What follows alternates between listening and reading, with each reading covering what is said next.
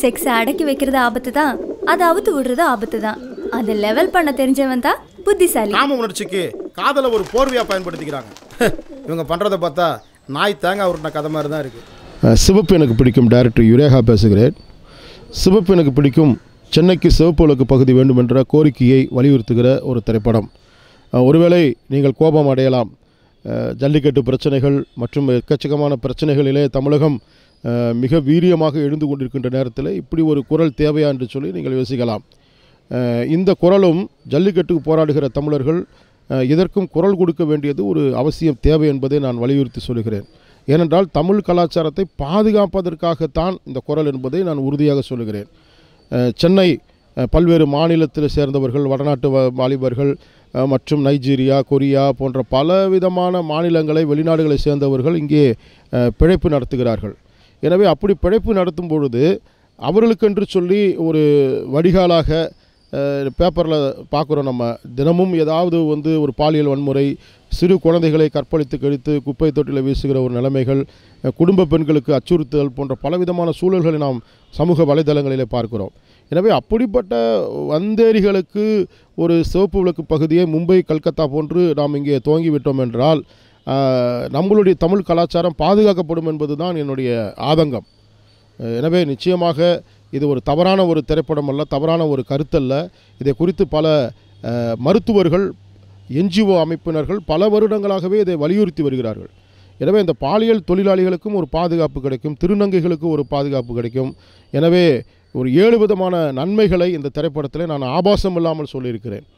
இது ஒரு தவறான திரைப்படம் என்றால் தணிக்கை குழு இதற்கு சான்றிதழ் வழங்கியிருக்க மாட்டார்கள். ஒரு அற்புதமான ஒரு திரைப்படம் என்பதனாலே தணிக்கை குழுவினர் இதுக்கு சான்றிதழ் வழங்கி இந்த படத்தை பாராட்டி இது இப்பொழுது ஜேஎஸ்கே ஃபிலிம் கார்ப்பரேஷன் மூலமாக வெளிவருகிறது. எனவே இந்த படத்தை நீங்கள் குடும்பத்தோடு சென்று அவசியம் பார்த்த பிற்பாடு உங்கள் விமர்சனங்களை முன்வைக்கும்படியாக அன்போடு நான் கேட்டுக்கொள்கிறேன். உங்களுக்கு எல்லாருக்கும் தெரியும், சிவப்பு எனக்கு பிடிக்கும்ன்ற படம் நான் தான் ஹீரோயினாக பண்ணியிருக்கேன். மஹிமா அப்படின்ற கேரக்டரை நான் இந்த படத்தில் பண்ணியிருக்கேன். ஸோ இந்த படத்தை பற்றி சொல்லணுன்னா, யூஸ்வலி சிவப்பு எனக்கு பிடிக்கும், சிவப்பு அப்படின்னு எல்லாம் கேட்கும்போது ஓகே இது ரெட் லைட் ஏரியா சம்மந்தப்பட்ட படம் அப்படின்னு தான் எல்லோரும் நினைப்பாங்க. எஸ், ஆப்வியஸ்லி இது ரெட் லைட் ஏரியா சம்மந்தப்பட்ட படம் தான். ஆனால் நாங்கள் சொல்லி இருக்கிற விஷயம் ரெட் லைட் ஏரியாவுக்கும் நம்ம சொசைட்டிக்கும் எல்லாருக்குமே, அதாவது உங்கள் வீட்டில் இருக்கிற ஒவ்வொரு குழந்தைங்களுக்கும், உங்கள் வீட்டில் இருக்கிற ஒரு பெண்களுக்கும் சார்ந்த ஒரு கதை தான் நாங்கள் சொல்லியிருக்கோம். ஆனால் நாங்கள் சொல்லியிருக்கிற விதம் ரெட் லைட் ஏரியா வழியாக சொல்லியிருக்கோம்.